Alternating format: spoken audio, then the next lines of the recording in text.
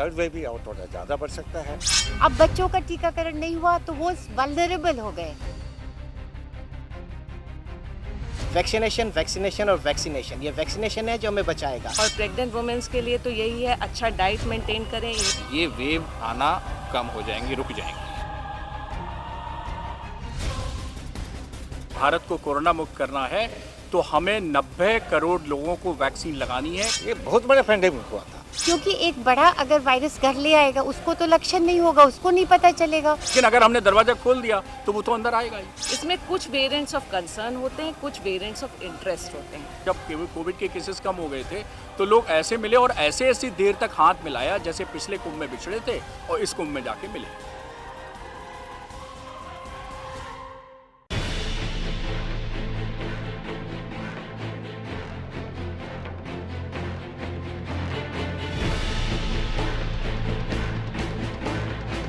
नमस्कार, स्वागत है आपका न्यूज़ 18 पर। मैं हूं आपके साथ अनामिका सिंह, आपकी ऑटो वाले रिपोर्टर। देश में कोरोना की दूसरी लहर ने जिस तरीके से अपना कहर बरपाया वो सभी ने देखा, लेकिन अब आशंका और चिंता कोरोना की थर्ड वेव को लेकर है। दरअसल कोरोना की सेकेंड वेव में जिस डेल्टा वेरिएंट ने ज़्यादा खतरनाक बनाया, उसी डेल्टा वेरिएंट का डेल्टा प्लस म्यूटेंट अब लोगों के लिए चिंता का विषय बना हुआ है।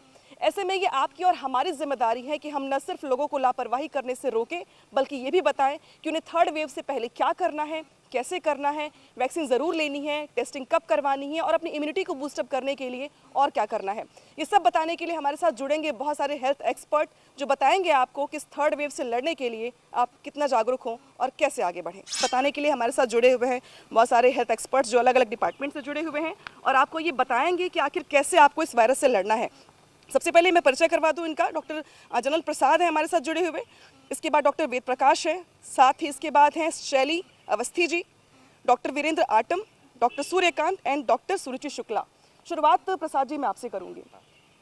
सेकेंड वेव तो आप लोगों ने आकलन भी नहीं किया होगा जितना नुकसान हुआ, जितने लोगों ने अपनी ज़िंदगी गंवाई, लेकिन थर्ड वेव को लेके इससे ज़्यादा आशंका है कि ये इससे ज़्यादा खतरनाक होगी। क्या वाकई में ऐसा है या ये सिर्फ अफवाह है? देखिए, कोई भी पेंडेमिक होता है उसका एक प्रोग्रेशन होता है। First wave, second wave, third wave, fourth wave, ऐसा है। फर्स्ट वेव थोड़ा उसका एम्पलीट्यूड हम बोलते हैं वो कम है और सेकंड वेव है वो थोड़ा एम्पलीट्यूड बढ़ जाता है, तो पॉपुलेशन में ज़्यादा इफेक्ट हो जाता है, तो थर्ड वेव भी और थोड़ा ज़्यादा बढ़ सकता है। उसके बाद धीरे धीरे से कम होते रहेगा। ये तो है पैंडेमिक का एक पैटर्न है। हम स्पेनिश फ्लू देखा है, स्पेनिश फ्लू का पैंडेमिक 1918 टू 1922 तक ये बहुत बड़ा पैंडेमिक हुआ था। उसमें भी ऐसे ही आया, फर्स्ट वेव थोड़ा कम, सेकंड वेव थोड़ा ज़्यादा, उसके बाद थर्ड वेव और थोड़ा ज़्यादा, उसके बाद वो धीरे धीरे से कम हो जाता है। सर, जैसा सर बता रहे हैं कि इम्यूनिटी इससे ज़्यादा बेहतर हो रही है तो लोग लड़ने के लिए तैयार हो पा रहे हैं, लेकिन थर्ड वेव को अगर आसान भाषा में समझें हम, सेकेंड वेव से कितना ज़्यादा खतरनाक होगा ये, और सबसे ज़्यादा बड़ी बात तो है कि बचे कैसे इससे? देखिए, जिस तरह से भी डॉक्टर साहब ने बताया कि वेव फॉर्म में ये चलती हैं जो पैंडेमिक्स, और उसमें एक हर्ड इम्यूनिटी जिस तरह की बात कही, जब हम लोग इस हर्ड इम्यूनिटी को अचीव करते हैं, ये अलग अलग बीमारी के लिए अलग अलग संख्या हो सकती है परसेंटेज, लेकिन जो परसेंटेज इसमें आ रहा है सामने 60 to 70% पॉपुलेशन जब इस इम्यूनिटी को अचीव कर लेगी, दो तरीके से अचीव कर सकती है। पहला, जैसे इन्फेक्शन, नेचुरल इन्फेक्शन से जो लोग ठीक होकर के आ गए हैं वो लोग इम्यून हो गए उसके लिए। दूसरे, वैक्सीनेशन के द्वारा हम लोग उनको इम्यूनिटी के लेवल को बढ़ा रहे हैं। तो ये जब संख्या ससेप्टेबल पॉपुलेशन की 60-70% को अटेंड कर लेगी, तब ये वेव आना कम हो जाएंगी, रुक जाएंगी। देखिए, पहली वेव में जितने भी लोग इन्फेक्ट हुए थे इंडिया में तो 12% बच्चे थे 20 वर्ष से कम। दूसरी वेव में भी 12% थे, पर जब संख्या बढ़ जाती है तो इवन 12% गिनती में बहुत ज़्यादा हो जाते हैं। अब रही तीसरी वेव, तो तीसरी वेव में ये है कि हमने अब टीकाकरण कर दिया है तो बच्चों का तो टीका नहीं हुआ। अब बच्चों का टीकाकरण नहीं हुआ तो वो वल्नरेबल हो गए, उनको रिस्क बढ़ गया, क्योंकि एक बड़ा अगर वायरस घर ले आएगा उसको तो लक्षण नहीं होगा, उसको नहीं पता चलेगा, पर वो अपने बच्चे को इन्फेक्ट कर देगा और बच्चे में लक्षण होंगे। तो बच्चों में यूजुअली लक्षण माइल्ड होते हैं, इसमें कोई दो राय नहीं, परंतु अगर बहुत सारों को माइल्ड होंगे और उनमें 5% को सीवियर हो गए, हॉस्पिटल जाने की आवश्यकता हुई, तो वो नंबर बहुत बड़ा हो जाएगा और हम नहीं चाहते कि बहुत बड़ा नंबर हॉस्पिटल में आए, तो हमें बहुत केयरफुल रहना पड़ेगा। दूसरी चीज़ बच्चों में देखी है जिसको कहते हैं multi system inflammatory syndrome, MISC। वो भी अगर आपका बच्चे में कोई लक्षण नहीं है तो 2 से 6 हफ्ते बाद कोविड होने के या तो बिना लक्षण के या लक्षण के MISC हो सकता है। बहुत गंभीर बीमारी है। आप ये समझिए एक MISC केस के मतलब कि 1000 को इन्फेक्शन हुआ। तो अभी भी हर दिन एक MISC का केस आ रहा है हमारे यहाँ, तो हमें बच्चों को लेके बहुत केयरफुल होना है। ये जो थर्ड वेव आएगी इसका सिम्टम क्या होंगे ये तो कहना बहुत मुश्किल है, डिपेंड अपॉन कि कौन सा वायरस क्या करता है, वायरस का म्यूटेशन क्या होता है, मगर बेसिक सिम्टम तो वही रहेंगे जो हमने फर्स्ट वेव में देखे और सेकेंड वेव में देखे। अब थर्ड वेव के लिए बेसिकली जो आदमी जिससे घबरा रहा है वो कब आएगी और कितनी आएगी, हमें इससे पता करना है कि थर्ड वेव कब आएगी और कितने लोग इन्फेक्टिव होंगे। अगर इन्फेक्शन रेट बहुत हाई है तब तो हमें इसके बारे में सोचना पड़ेगा, क्योंकि अभी सब प्रेडिक्शन चल रहे हैं कि शायद वो अभी 3 महीने में आएगी, नवंबर में आएगी, दिसंबर में आएगी। अगर हम दुनिया का ग्राफ देखें तो सब जगह वेव आई है और इवन अमेरिका में भी आई है और वो नीचे चलेगी। मगर बेसिक वेव आने का कारण क्या था? अमेरिका जैसी कंट्री में जहाँ पे वैक्सीनेशन इतना ज़्यादा हुआ और उसके बाद थर्ड वेव आई और कम आ गई से सेम हमारे पास भी बेसिकली जो थर्ड वेव जिससे हम डर रहे हैं, डरना नहीं चाहिए अगर हम वैक्सीनेट कर लें अपने आप को। वैक्सीनेशन और वैक्सीनेशन, ये वैक्सीनेशन है जो हमें बचाएगा और यही डिटरमिन करेगा कि हम कितने लोगों को वैक्सीनेट करते हैं।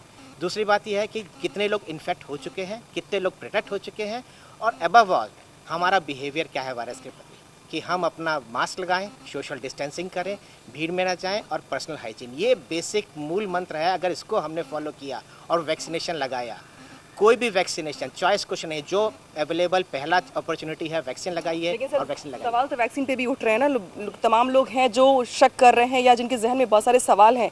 और अब तो सवाल ये भी उठ रहा है कि भाई जब वैक्सीन तैयार हुई तब तो कोरोना की फर्स्ट वेव थी, सिम्टम्स कुछ और थे, ट्रीटमेंट कुछ और था, सेकेंड वेव आई, अब थर्ड वेव आने वाली है, तो क्या वही वैक्सीन काम करेगी थर्ड वेव में भी? देखिए अनामिका जी, कुछ तो लोग कहेंगे, लोगों का काम है कहना।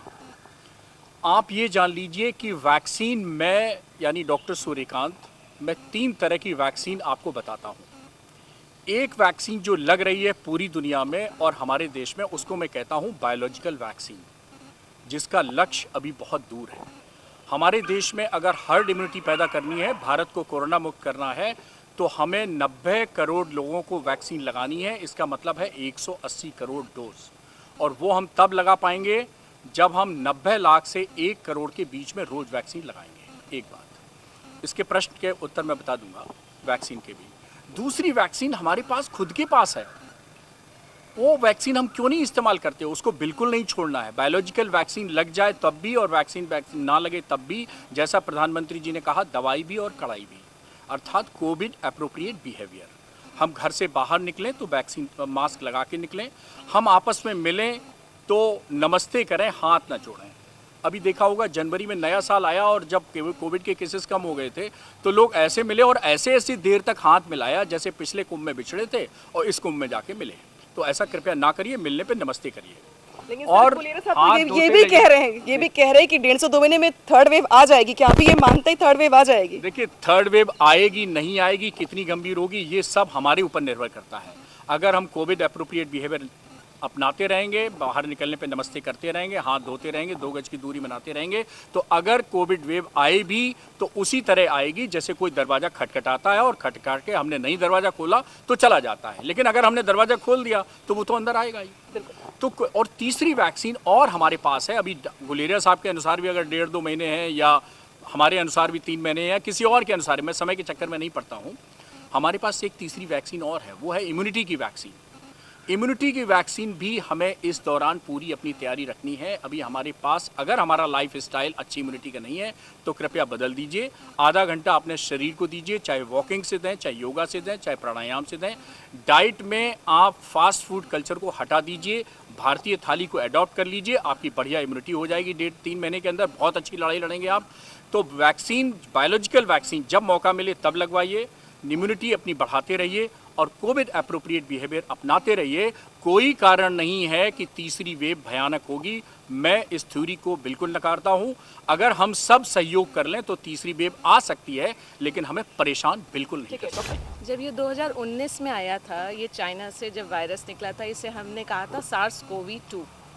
ये वायरस के हमने बहुत से सीक्वेंसेस किए थे जो एक प्लेटफॉर्म पे सबमिट होता है। इंसागॉग इंडिया सबमिट करता है एक प्लेटफॉर्म पे। इसके बहुत से वेरिएंट शुरू हुए आना अराउंड अगस्त से 2020 से। इसके पहले ये वाइल्ड वेरिएंट ही चल रहा था SARS-CoV-2 से, उसके बाद ये इसके वेरिएंट्स आना शुरू हुए। इसमें कुछ वेरिएंट्स ऑफ कंसर्न होते हैं, कुछ वेरिएंट्स ऑफ इंटरेस्ट होते हैं।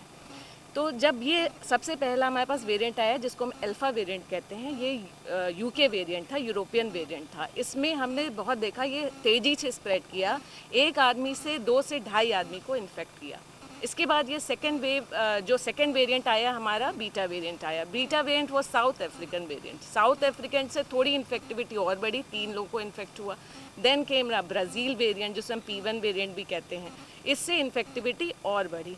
जो डेल्टा वेरिएंट हमारे महाराष्ट्र से निकला 2020 में अक्टूबर में, इसके जो हमने जो देखा है कि spread is around 5 to 8 people, मतलब एक आदमी से 5 लोग को इन्फेक्ट मिनिमम कर रहा था।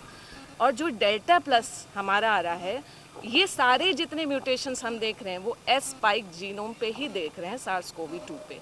और हमारी जितनी vaccines mRNA messenger RNA vaccines बन रही हैं, ये सारी एस प्रोटीन को लेकर ही बन रही हैं। तो ये जो डेल्टा प्लस वेरिएंट है, इसमें एक एक्स्ट्रा म्यूटेशन आया है जिसे हम कह रहे हैं K417N। ये वाला जो वेरिएंट है ये डेल्टा प्लस वेरिएंट हम इसको कह रहे हैं, जो अभी हमारे 3 स्टेट ऑफ इंडिया से निकल चुका है और ये 9 अन्य इंटरनेशनल कंट्रीज में भी देखा गया। तो है ये डेल्टा प्लस, क्या उतना ही खतरनाक है जिंदगी के लिए? बिल्कुल। मैं ये इसमें एक बात बताना चाहती हूँ कि डेल्टा प्लस वेरिएंट के अगेंस्ट कई स्टडीज़ हो चुकी हैं जिसमें ये देखा गया जो मैसेंजर RNA वैक्सीन्स हैं वो इफ़ेक्टिव। तो सबसे पहले जैसे सारे पैनलिस्ट ने कहा है कि वैक्सीन करना बहुत ज़रूरी है, जिसको जब आपकी अपॉर्चुनिटी है वो जब आपको मिल रहा है उसको ज़रूर ले लीजिए। स्पेशली ये जैसे आप लोग कह रहे हैं पीडियाट्रिक पॉपुलेशन में आएगा, तो डॉक्टर अवस्थी बिल्कुल सही कह रही हैं कि ऑलरेडी हमारी 12% या फर्स्ट वेव में, सेकेंड वेव में, सब वेव में पीडियाट्रिक पॉपुलेशन आई थी।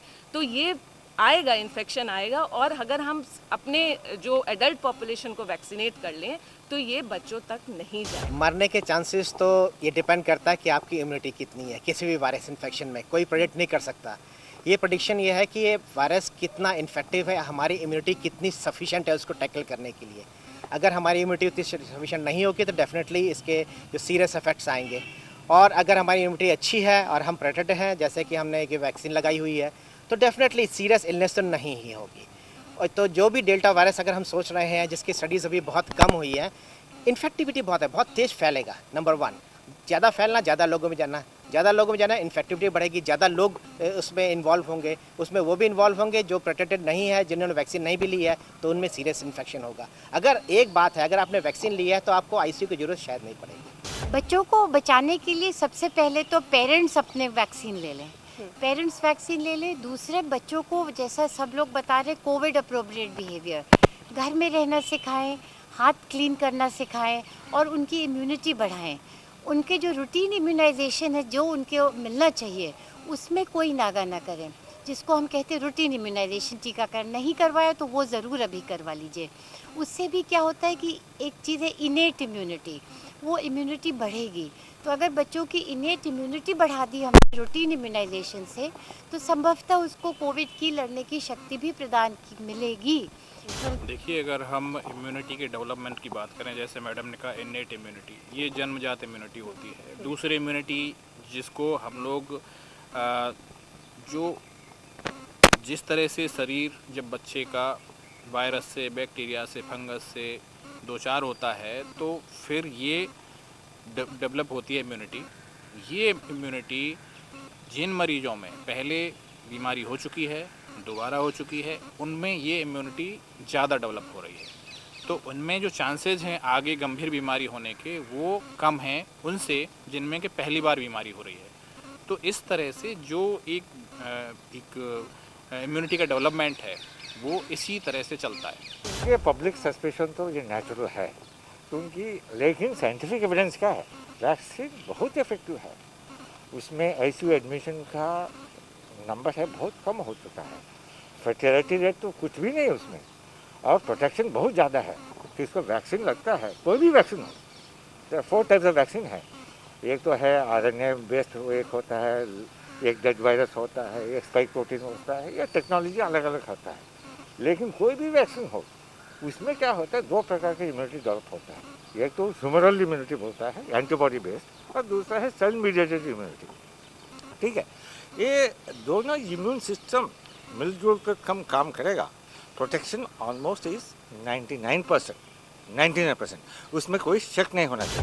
नहीं, ऐसे लोगों से हम यही कहेंगे कि भाई डरना भी थोड़ा ज़रूरी है, लेकिन बचना उससे ज़्यादा ज़रूरी है। आप घर से निकलें तो आप ये मान के चलें कि देखिए कोविड का संक्रमण 3 तरीके से होता है, संक्रमित व्यक्ति से, संक्रमित वायु से और संक्रमित वस्तु से। तो आप घर से बाहर निकलें तो मान के चलें कि जो व्यक्ति मिल रहा है वो संक्रमित व्यक्ति है, तो इसलिए 2 गज की दूरी बनाते रखिए, उससे हाथ बिल्कुल मत मिलाइए। संक्रमित वायु हम सांस लेते हैं इसी वातावरण से, तो हम मान के चलें कि ये हर वायु संक्रमित है। जैसे ही हम घर से बाहर निकलते हैं तो कृपया मास्क लगा के रखिए और मान के चलिए कि ये वायु संक्रमित है, तो आप बचे रहेंगे। और संक्रमित वस्तु से, यानी हम विभिन्न वस्तुओं को छूते हैं, उससे भी वायरस फैल जाता है, तो जहां मौका मिले वहां हाथ धोते रहिए। तो हम तीनों तरीके से वायरस से बचते रहेंगे जो मोड ऑफ स्प्रेड है, और हम अपने को बचाते रहेंगे, और आगे चल के हम जल्दी ही देश को कोरोना मुक्त कर पाएंगे और तीसरी वेव से भी हम बच जाएंगे। एप्रोप्रिएट बिहेवियर्स को ज़रूर फॉलो करें, और प्रेग्नेंट वुमेंस के लिए तो यही है, अच्छा डाइट मेंटेन करें, इम्यून सिस्टम अच्छा रखें, और लोगों से बिना उसके मिलने की कोई ज़रूरत नहीं है, बिकॉज वो एक बेबी भी कैरी कर रही हैं जिसको वो इन्फेक्शन दे सकती हैं। बिल्कुल, बहुत बहुत शुक्रिया आप डॉक्टर्स का हमें बताने के लिए और ख़ास तौर पे लोगों को जागरूक करने के लिए कि कोरोना की 3rd वेव से पहले किस तरीके से उन्हें रखना है, रहना है, और म्यूटेंट को लेके ख़ास तौर पे जो नए नए रूप राक्षस की तरफ पकड़ रहा है कोरोना, और नए रूप में आगे आता है, और जिस तरीके से बहुत सारे लोगों ने अपनों को इस कोरोना के काल के गाल में गंवा दिया। ज़रूरत इस बात की है कि 3rd वेव से पहले आप अलर्ट रहें, खुद को भी सुरक्षित रखें, परिवार को भी सुरक्षित रखें, कोरोना एप्रोप्रिएट बिहेवियर करें, सिक्योर रहें, क्योंकि खुद की सुरक्षा ही सबसे ज़्यादा महत्वपूर्ण, और इस बीच वैक्सीन लेना ना भूलें।